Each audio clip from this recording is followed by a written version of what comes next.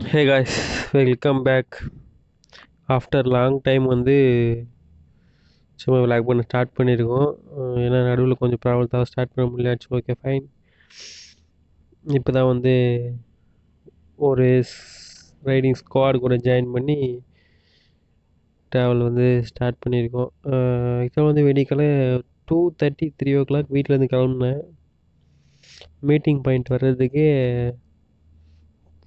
3:40 ஆயிடுச்சு. ஸோ அங்கே வந்துட்டு எல்லோரும் பேசிவிட்டு என்ன ஏதுன்னு பிளான் பண்ணி பேசிவிட்டு கிளம்பியாச்சு கைஸ். ஆக்சுவலாக வந்து விடிகாலம் ஆயிடுச்சு, பொழுது வெடிஞ்சிடுச்சு. உங்களுக்கு பார்த்தாலே தெரியும்.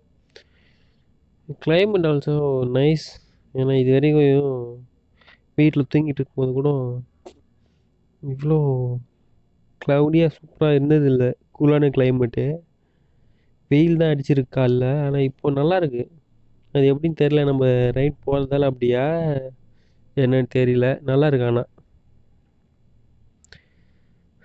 ஆக்சுவலாக வந்து எல்லாம் காமாக பழகுறாங்க இந்த ஸ்குவாடில். நம்மளும் வந்து காமாக அவங்க கூட மிங்கிள் ஆகிக்கணும். நல்லாயிருக்கு. பைக்ஸ்லாம் வந்து நல்லா வச்சிட்ருக்காங்க நம்மளை விடவே. ரைடிங் கியர்ஸ்லாம் வந்து நல்லா வச்சிட்ருக்காங்க.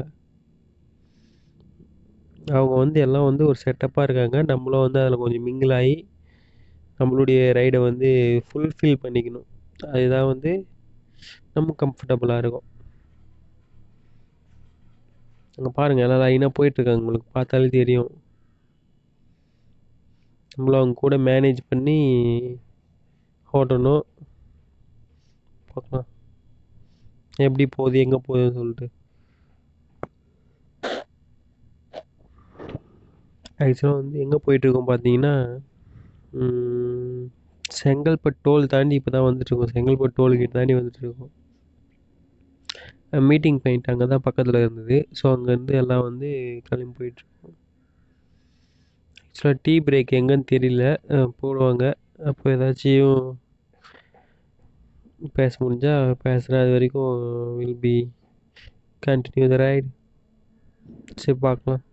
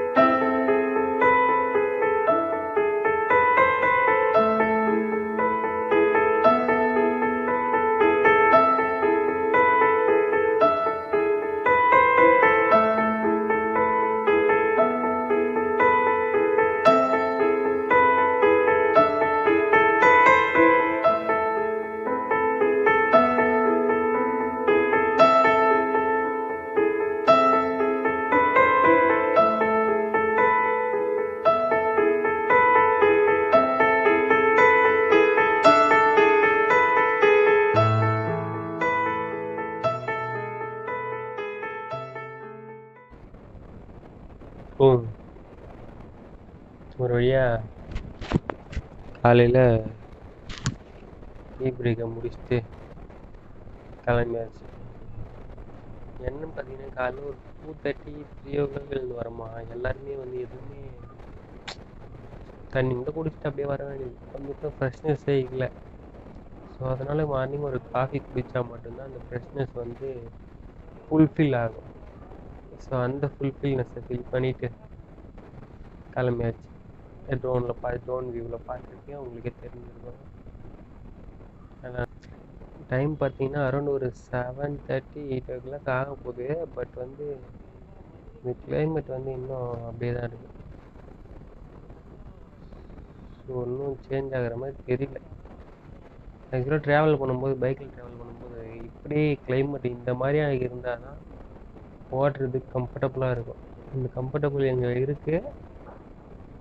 ஸோ நல்லா இருக்குது. பட் இல்லைனா தான் பிரச்சனை. என்ன பிரச்சனை பார்த்தீங்கன்னா, சன்லைட்லாம் இருந்தால் ரொம்ப பிரேக் எடுக்கிற மாதிரி இருக்கும். வெயில் இருந்தால் பாடி வந்து ரொம்ப ஹீட் ஆகிட்டே இருக்கும். கொஞ்சம் ரெஸ்ட் எடுத்து போகக்கூடிய சூழ்நிலை ஏற்படும். அதனால தான், வேறு எதுவும் இல்லை. ஆக்சுவலாக வந்து விழுப்புரத்துக்குள்ளே என்ட்ரி ஆகி போயிட்டுருக்குன்னு நினைக்கிறேன். ஆமாம், லஞ்ச் பிரேக்கு வந்துடுச்சா? பசி எடுக்குது வேறு. நைட் நம்ம ஆக்சுவலாக தூங்க வந்தும் லேட்டு. ஸோ மார்னிங் எழுந்தது சீக்கிரம். ரொம்ப பசி எடுக்குதுப்பா. அதனால் லஞ்ச் பிரேக்கு போடுவாங்கன்னு நினைக்கிறேன். சாரி, பிரேக்ஃபாஸ்ட் காலையில் சாப்பிட்றதுக்கு நிறுத்துவாங்கன்னு நினைக்கிறேன். அது எங்கன்னு தெரியல, நமக்கு போக போக தான் தெரியும். முன்னாடி போயிட்டுருக்க 2 பேர் வந்து நம்மளை பார்த்து கொஞ்சம் கலாய்க்கிறாங்களா, ஷாக் ஆகிறாங்களான்னு தெரில. எல்லாம் லைன் பை லைனாக போயிட்டுருக்கோம்ல, கியர்ஸ்லாம் போட்டு எல்லாம் லைனாக போயிட்டுருக்கோம். அதை பார்த்து, என்ன ப்ரோ லடாக்கா அப்படின்ட்டு நம்மளே கலாய்க்கிறாங்களா, நீ இல்லை சீரியஸாக கேட்குறாங்களான்னு தெரியல. பார்க்கலாம்.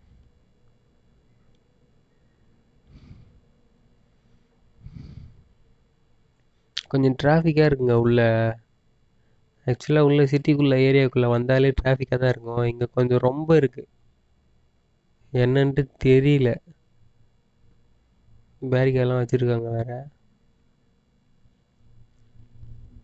உள்ளனாலே எப்பவுமே டிராஃபிக்காக தான் இருக்கும். அதனால தான்.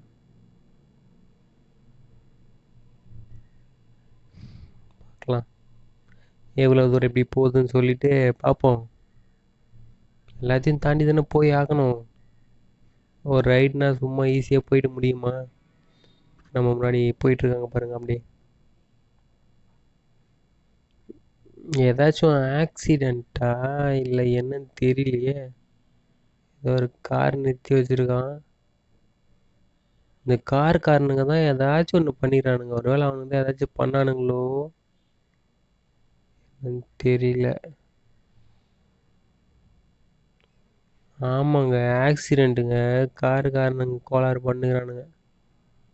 கார் 2 பேரும் இடிச்சிட்டு நடு ரோட்லேயே நிறுத்திட்டு, நீ என்னன்னா பார்த்துலான்னு சண்டை போட்டுங்கிறானுங்க.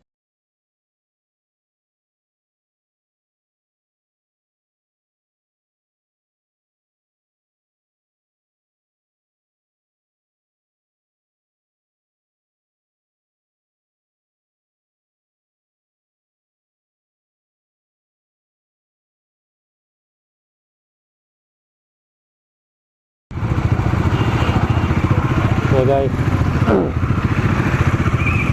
விழுப்புரத்தை தாண்டி உளுந்தூர் பெட்ரோல் கேட்டில் டிஃபனை முடிச்சாச்சு. முடிச்சுட்டு கிளம்பிட்டோம்.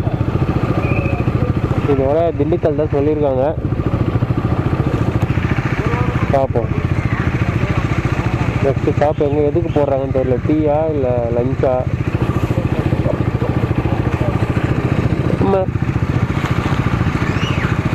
தெரியல, பார்த்தா தான் தெரியும். நம்ம பிஎம்டபிள்யூ வராரு பாருங்க, அவர் தான் ஆர்கனைஸ் பேசுகிறான். அவரும் பக்கத்தில் இருக்குது பாருங்கள், ராயல் என்ஃபீல்டு. அவரும் 2 பேரும் இப்போ கிளம்பியாச்சு. நீல பேசிக்கலாம். அந்த வேலை பேசுகிறேன்.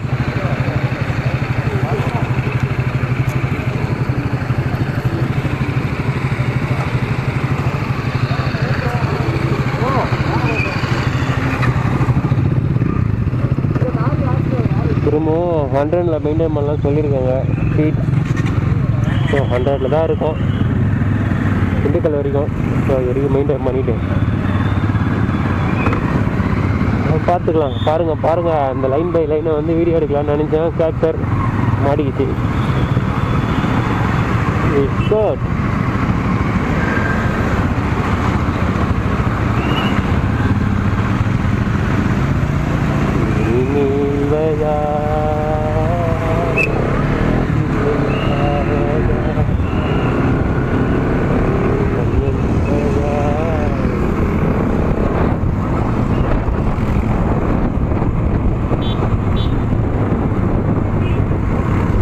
பண்ணாதடா, ஏன்டா அப்படி பண்ற?